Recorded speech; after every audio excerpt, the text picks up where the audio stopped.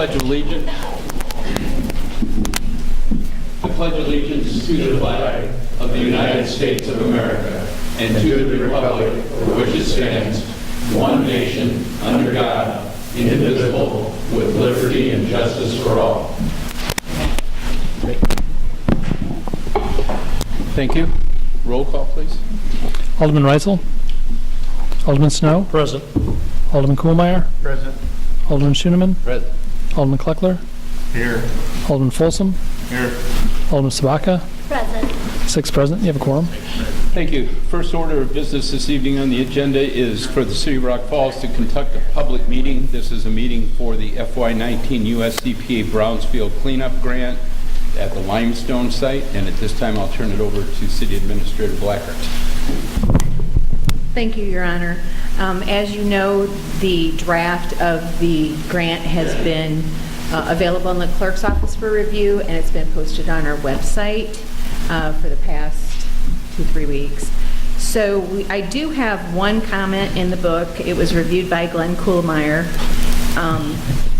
who says that we need the grant. So I'm going to open it up now to anybody from the public who would like to comment on the grant.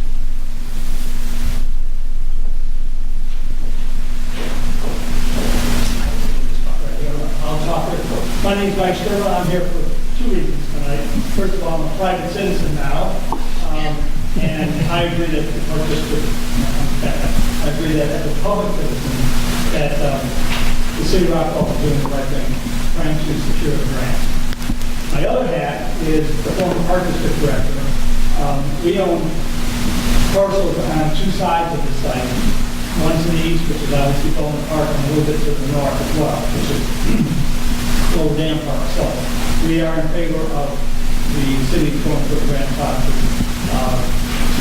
And hopefully we can help in any way, possibly try to lever or whatever we can do for it. So that's all I have to say. Thank you for your time. Thank you. Just so you know, we don't have to do letters of support anymore with the US EPA grant. So we do have to get commitments, but we were able to secure those. So pending any questions or anything?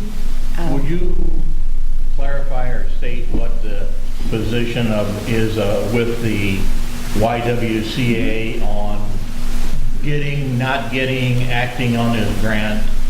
Okay, it's a critical part of the grant process now. After we were denied last time, you go through a review process with a reviewer from the US EPA.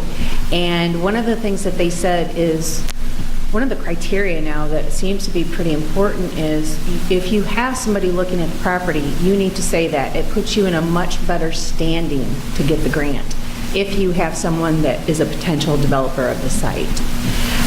If we were to get this grant, and if anyone, whether it be the Y or anyone else, chooses to develop on that property, part of our grant funds can help with that build, as far as there are requirements that 3 feet of soil be removed on any of the green space that's left after outside of the footprint of the actual building, and the grant funds can be used to help alleviate some of the cost of removing that dirt and bringing in new soil.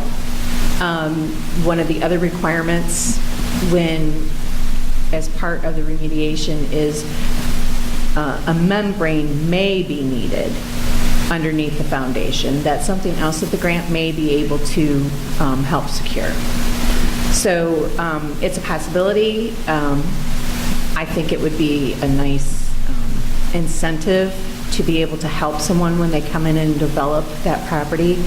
And but we did get marked down quite a bit because we didn't have a developer on the last one. We didn't have anybody or any potential looking at it. And now it is getting interest. So did that answer your question? Well, I was just trying to clarify I guess the way that people read the newspaper and that type of thing, that we're getting this grant for the YWCA. No. Building there. No. It would, let's say that they decide not to build there, that it doesn't work out for them. As when we had Linda Yang from Terracon come and talk to us, remediation for the site will actually be done during the building of the property. There's always going to have to be, a foundation, a concrete foundation. Whether there's a membrane underneath that or not will be determined. But this cleanup needs to be done regardless if the Y would move forward or if it would be the next developer that's coming down the road. The property needs to be cleaned up. It's exactly the same thing as we did with the RB&W property. If we wanted to clean that up, we wouldn't have development that's going on there now. So it's the same thing. So it's nice for the timing of the grant that we can say that, we can be honest and say, look, we do have someone looking at this property, but we're not getting it for that reason at all. That's not the reason. And in fact, if they would pull out, just to make it perfectly clear, the grant still would be put in for, and the fact that that individual group at this time did or did not take it is not going to be a deterrent to whether, it's just that there are people interested in the location. There are certain bells and whistles that they really look for, because the EPA has actually done a really good thing as far as they're really stressing not just the assessment and cleanup, but the redevelopment, which is the purpose of this money, is to get those blighted properties cleaned up so you can put viable developments on there. And they're really pushing that the last few years. So, pending any other questions, Mayor? That's all I have. Mr. Clerk, did you have any written correspondence sent in regard to this to make any statements, just for the record? I did not. Okay. That's all I have. If that's the case, then we'll call the public meeting to a close. Next item of business is audience request. Mike, you going to get up again for anything? No. Okay. Community affairs. And Julie, may I just say how wonderful it is to have somebody from the chamber here. Thank you. No, thank you.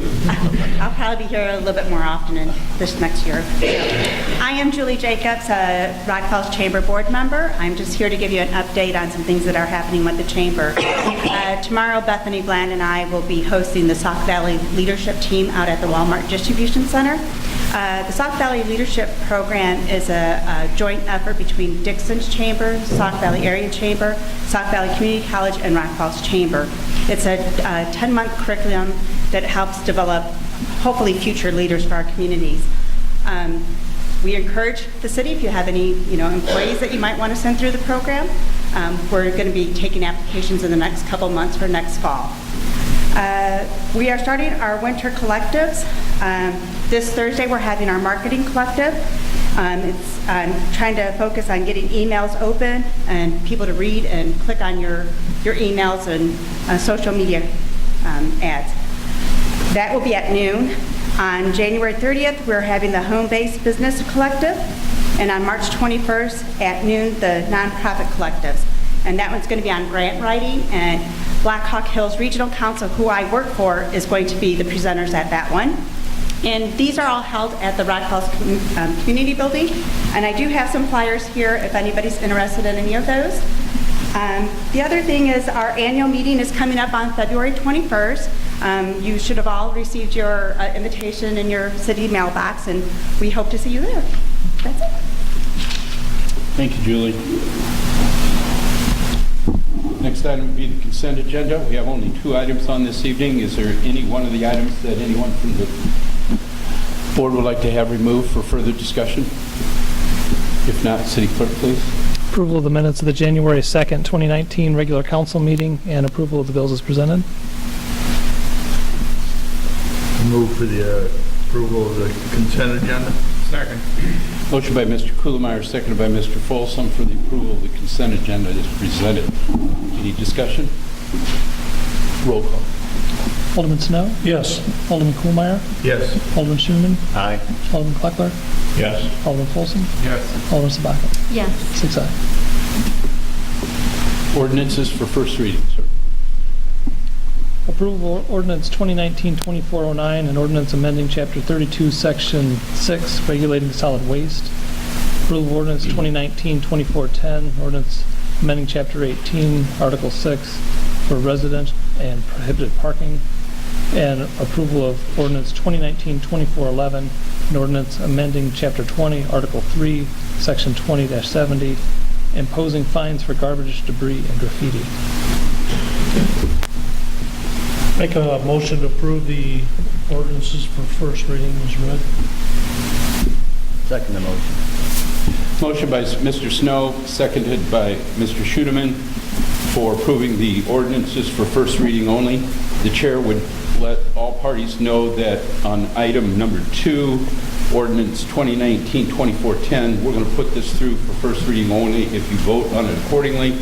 But when you get your packet for second reading, there will be some minor verbiage changes only that was caught by Mr. Cole. Yeah, so I suppose I can fall on my own sword for this one. So Eric and Ted, thank you guys for catching that. They had sent some minor changes through the ordinance committee. What they wanted removed in this particular section was simply a reference that prohibited parking in certain areas for residents, and it mentioned only when Rock Falls Township High School was in session. They wanted that portion language. What I instead interpreted was to remove the entire section from the code outright. So I will be putting that back in place and only removing the portion mentioning when the high school is in session, so then it'll be enforceable all year round like they intended. Thank you, Mr. Cole. Mr. Kleckler? On number 3, I'd like to have a little discussion on that, if it would be possible. We have a motion and a second. Go ahead. Our ordinance in the past had, the city could charge for going in and removing the garbage and the debris from there, and there was going to be no charge for removing graffiti and that type of thing. Are we now going to, somebody's had their garage or whatever graffitied and become what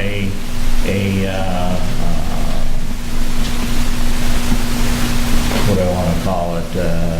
They're the ones that were violated on this, and now is the city going to charge them for being a victim of the crime by not getting their graffiti removed in 10 days, or is graffiti still exempt from the so-called penalty phase of our ordinance?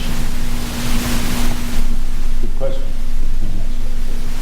So from my understanding, the change that was put in there was that it simply just applied some penalties for violating that section. So if it hadn't been something that actually was prohibited as far as the graffiti section goes, it's not something that we're going to be fining them for. So I can't say just because I don't have it directly in front of me, but if there are circumstances like you mentioned where someone's the victim of it and they're not penalized under that section, then they're not going to have a fine associated with it. It's only if they're going to be violating that section. Well, I mean, like I said, I'm not exactly sure how this is being read in there. I mean, if those 3 categories are lumped together and it's all going to be whatever, we usually have a Class C violation or type of thing on there. That's where I'm concerned at, and possibly you could clarify that for our next meeting also. So your concern is, just so we're clear, Rod, is that if you're a property owner and your property is graffitied by someone else, you should not be receiving a fine or a penalty for not getting it removed in an appropriate amount of time. Correct. The way that it was handled in the past before our municipal hearing officer came into effect is that the city could go in and remove the garbage or the debris or the graffiti. However, they could not charge the property owner for whatever it costs to take care of the graffiti on it. I don't know if that is still in the ordinance, because we talk about certain areas have been removed and such from there, and not seeing the so-called final copy of it. Well, in lieu of Mr. Kleckler's information brought forth, motioner and seconder, would you be okay with letting this go through and the other members before we vote, so we know, and have this reviewed by the attorney and get that information back to us, as well as the language change that's going to be on the other one that fell on the floor? Okay, so we have a motion, we have a second to this. Is there any further discussion? First reading only. All those in favor say aye. Aye. Opposed? That motion carries. Thank you. Next item is the city administrator, Ms. Blackard. Wanted to give you all an update on the recycling center. I know some of you have heard bits and pieces about what's going on, so I just wanted to clarify that. There was a change in the way that the fund established by the TV manufacturers is being handled by the state now. What needed to happen is that the county needed to opt into a recycling program and do an application by March of last year for us to continue to run our recycling center and have the truck come down from Janesville, and it was of no cost to us, and that's not happening right now.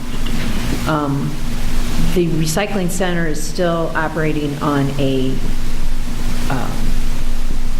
part-time basis right now by our volunteers, which we're very thankful for. And we'll be talking about this part of it a little bit more in public property as far as how we're going to move forward. But I just wanted to let you know that the county has contacted both Sterling and Rock Falls, and Brian Tribley and I will be attending a meeting tomorrow with the county, as will the city of Sterling. The county's very open to rectifying the situation so we can move forward. So in Public Works, we'll be talking about how we're going to handle this year. But I'm very hopeful that we will get this resolved, and that starting January 1st of 2020, that we'll be back up and running again like we were. But I'll continue to keep you updated on the progress of it. But right now, the volunteers are still out there on the designated Saturday mornings for the time being. But it's very important that if any of our residents want to use that center, that they do bring their utility bill in. So with them, so we know that they're actually a Rock Falls or at least an electric district resident. So that's all I have on that. If there's any questions. I guess it's the night for falling on your sword. I'm in good company, right? All right, so I sent out the memo to you guys explaining what my clerical error was on the tax levy. So I would like to ask for approval of the reduction of the police protection and fire protection line items on the tax levy as I presented to you. I move for the approval of the way that the city administrator corrected the clerical error on the tax levy. Second the motion.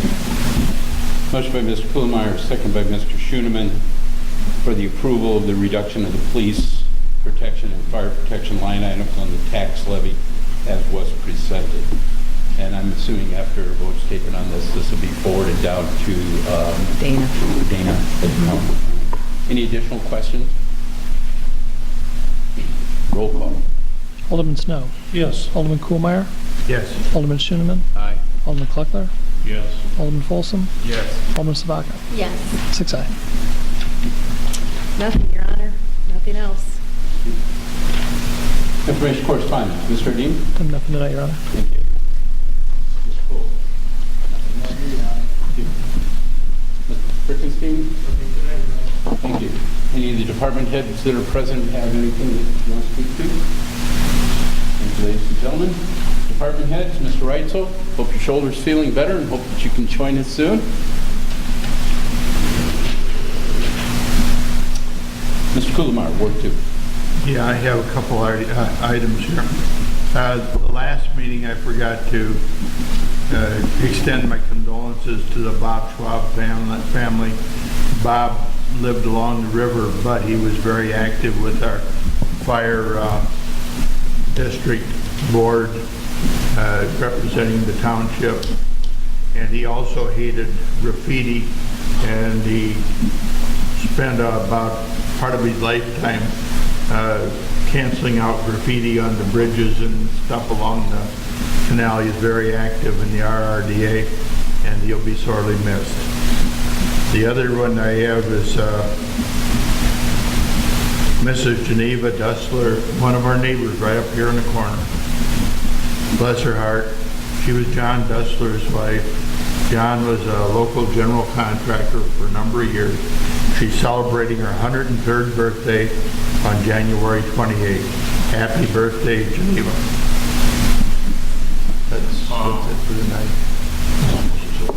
Yeah. Mr. Snow. Yes, I'm seeking approval of Resolution 2019-815, resolution awarding contract for the sale of 1200 West 15th Street. I make the motion. Motion was made by Mr. Snow, seconded by Mrs. Zaka. Any questions or discussion? Roll call. Alderman Snow? Yes. Alderman Kohlmeyer? Yes. Alderman Schooneman? Aye. Alderman Kleckler? Yes. Alderman Folsom? Yes. Alderman Sabaka? Yes. 6 ayes. That's it, Your Honor. Thank you. Thank you. Mr. Schooneman. Tonight, Your Honor. Nothing. Ms. Clark. Nothing. Mr. Folsom. Nothing tonight, Mayor. Ms. Zaka. Nothing tonight, Your Honor. Well, I'm very happy to report to the council. I'm sure that you're all in receipt of my memo that I sent out of introduction. This evening, I'm going to ask the council, we've had a vacancy in Ward 1 now for a couple of months, and it is my pleasure this evening to put into the council asking for the approval of appointment of William Wangley to the unexpired First Ward automatic term. This appointment would put him in the chair until April of 2021 election. I move for the approval of the appointment of William Wangland. Motion by Mr. Folsom, second by Mr. Kuhlman. Sir, would you like to say anything to everybody?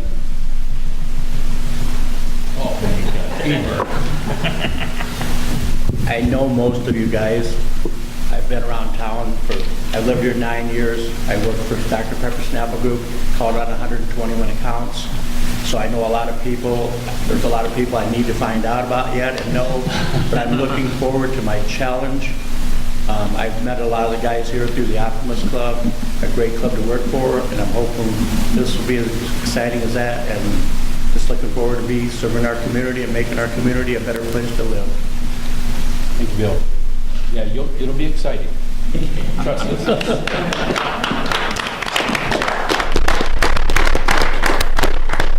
So the motion by Mr. Folsom, second by Mr. Kuhlmeyer. If there's no further questions, roll call. Alderman Snow? Yes. Alderman Kohlmeyer? Yes. Alderman Schooneman? Aye. Alderman Kleckler? Yes. Alderman Folsom? Yes. Alderman Sabaka? Yes. 6 ayes. Thank you, and we'll see you at 2:30 tomorrow afternoon? Thank you, sir. The only other thing that I have is, Julie already mentioned this, but I would re-mention it again. The annual chamber dinner is February 21st. Let us know in the city clerk's office if you and your wife are planning on attending. We have some notices in there, but we'd like to get those in there so that we can get tables together and stuff, so appreciate that very much. There's no items of executive session this evening, so therefore, Mr. Folsom. I move we adjourn. And I'll Mr. second Vodka it. will second it. All those in favor say aye. Aye. We're adjourned. Thank you.